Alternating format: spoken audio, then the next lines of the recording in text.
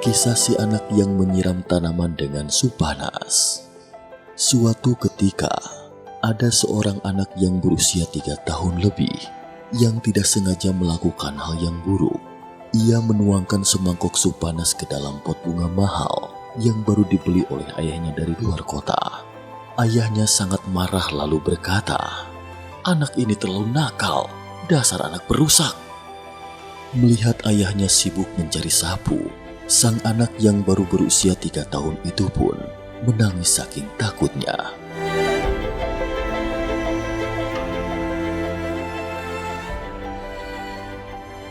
Di waktu yang bersamaan, ibunya bergegas menahan ayahnya sambil berkata, "Kamu harus ingat, kita ini sedang merawat anak, bukan merawat bunga."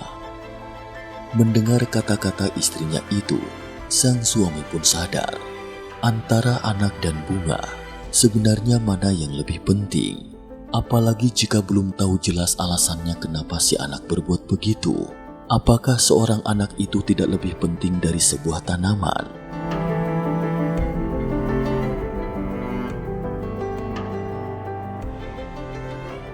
Sang ibu kemudian mengusap air mata anaknya dan dengan lembut bertanya, "Sayang, kenapa kamu menuangkan sup itu ke dalam pot?"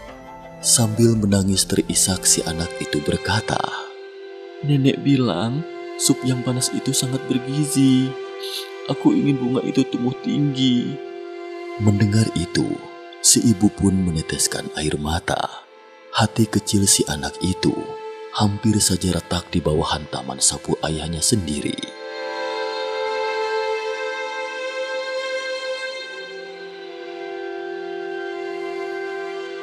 Banyak orang tua mungkin pernah merasa jengkel pada anaknya. Tapi ketahuilah, jika kita tidak tahu alasan mengapa anak itu melakukannya, jangan terlalu tergesa-gesa memarahinya, karena hati mereka adalah hati yang murni dan polos. Jika memang anak-anak melakukan kesalahan, itu karena mereka tidak memiliki pengalaman hidup. Sementara itu, mereka juga dipenuhi dengan keaktifan yang tak terbatas. Kisah ibu dan anak di restoran. Sampai di sini, saya teringat ketika suatu hari menunggu seorang teman di restoran. Di sebelah meja saya, ada seorang ibu bersama putrinya sedang makan. Gadis kecil itu kira-kira berusia sekitar 5-6 tahun. Ia tampak sangat tertarik dengan gelas jus setengah lingkaran di atas meja yang dilihatnya. Ia terus memandang gelas itu dan menyentuhnya hingga terdengar suara gelas terjatuh. Prang! Akibatnya gelas berisi jus itu jatuh dan pecah di atas lantai. Sementara lengan si bocah dipenuhi dengan cairan jus yang jatuh itu.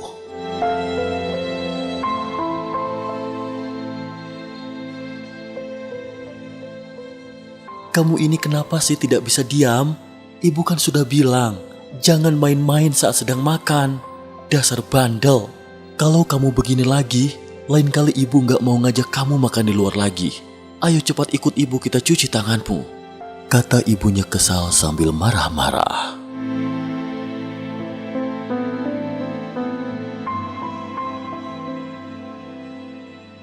Di saat yang bersamaan, saat sang ibu tergesa-gesa hendak berdiri, ia tidak sadar jika serbet yang dipakainya tersangkut di kaki, dan ketika ia membalikkan badan, serbet itu pun ikut menarik piring, garpu, gelas, botol air dan terdengar suara. Trang! Semua benda yang di atas meja itu pun berjatuhan.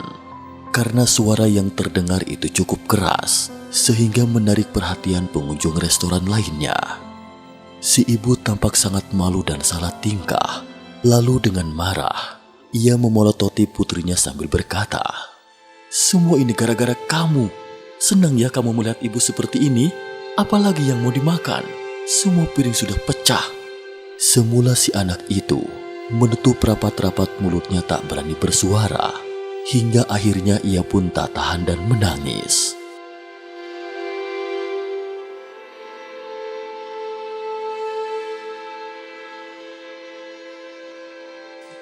Makan malam yang awalnya menyenangkan itu akhirnya berubah menjadi tangisan sang anak. Selera makan sang ibu pun menjadi hambar di bawah amarahnya yang meluap-luap. Sebenarnya ketika anak-anak memecahkan gelas kaca, ia sendiri juga terkejut. Jika ia tahu akibat buruk dari memainkan gelas itu, maka dipastikan ia tidak akan melakukannya. Sayangnya anak itu baru berusia 5-6 tahun. Ia tidak punya cukup pengalaman hidup untuk menuntun tindakannya sendiri.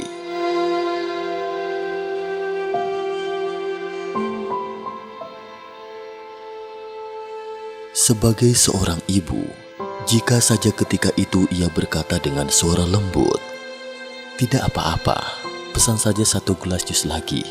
Gelas kaca memang sangat rapuh dan mudah pecah. Sebaiknya jangan dijadikan mainan ya." Jika demikian, apa yang akan terjadi? Dari lubuk hatinya si anak akan berterima kasih atau merasa bersyukur karena ibu tidak memarahinya, dan ia akan lebih berhati-hati lagi dengan gelas kaca berikutnya.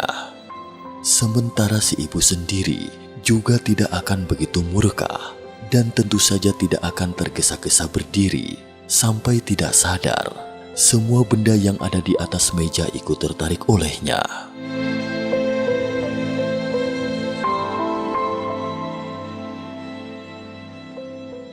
Saat menunggu si ibu dan si anak itu kembali dari mencuci tangan, pelayan restoran telah menyiapkan dan mengganti dengan 1 set piring baru.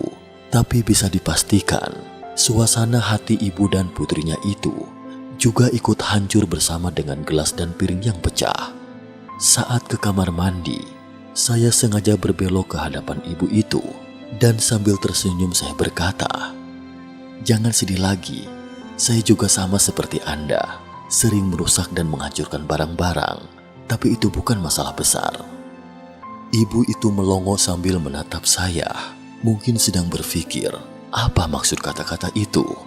Tak lama kemudian, ibu si anak akhirnya tersenyum mengerti dan mengucapkan terima kasih. Kisah sang anak yang memecahkan botol susu. Ada sebuah kisah tentang ilmuwan yang layak saya ceritakan sejenak di sini. Ini adalah kisah tentang seorang ilmuwan yang pernah memiliki penemuan dan terobosan yang sangat penting dalam bidang medis.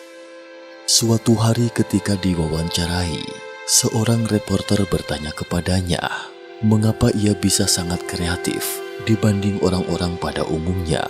Sebenarnya apa kiatnya yang membuatnya begitu luar biasa? Dan jawabannya sangat mengejutkan. Hal ini ada hubungannya dengan cara penanganan ibu saya terhadap sesuatu yang terjadi pada saya saat saya berusia 2 tahun, kata sang ilmuwan.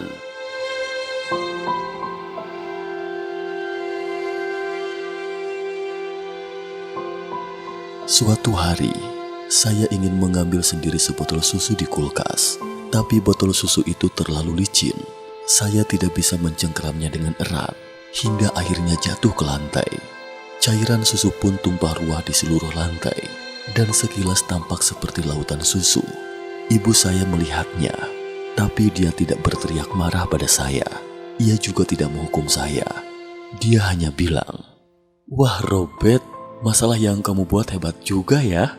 Belum pernah ibu saksikan setumpuk cairan susu yang begitu luas loh." Ya, bagaimanapun botol susu sudah hancur. Jadi sebelum kita membersihkannya, apakah kamu ingin bermain sebentar di tengah lautan susu itu?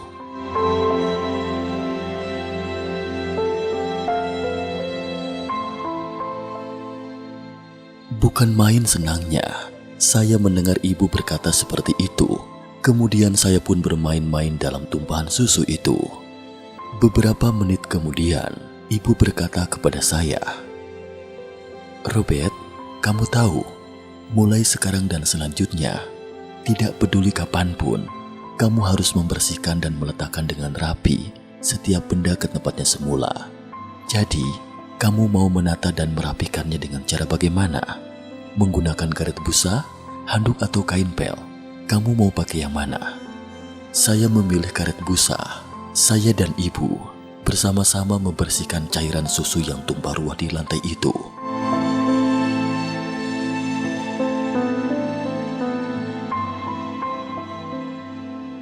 Mendengar cerita sang ilmuwan membuat wartawan itu merasa iri karena ia memiliki seorang ibu yang toleran dan juga menyenangkan.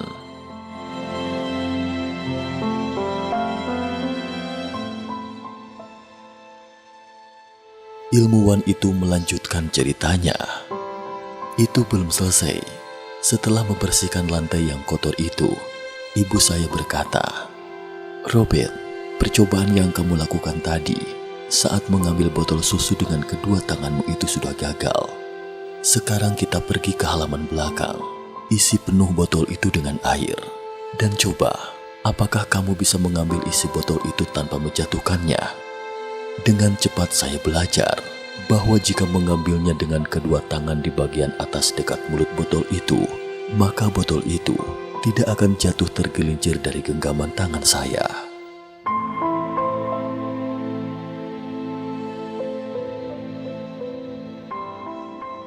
Ya, sejak saat itu, saya tahu bahwa saya tidak perlu takut untuk melakukan kesalahan apapun, karena kesalahan merupakan kesempatan yang baik untuk belajar dan mempelajari pengetahuan yang baru.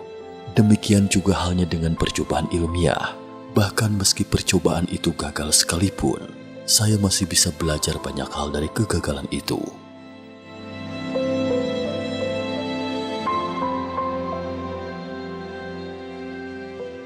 Inilah sekilas cerita tentang ilmuwan Robert.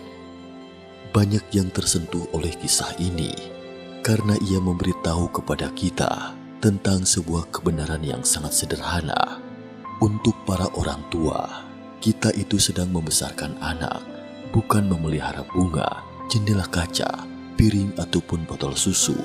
Jadi besarkanlah mereka dengan kasih sayang, bukan berarti harus memanjakannya, tetapi ajarilah mereka di setiap kesalahan yang mereka lakukan.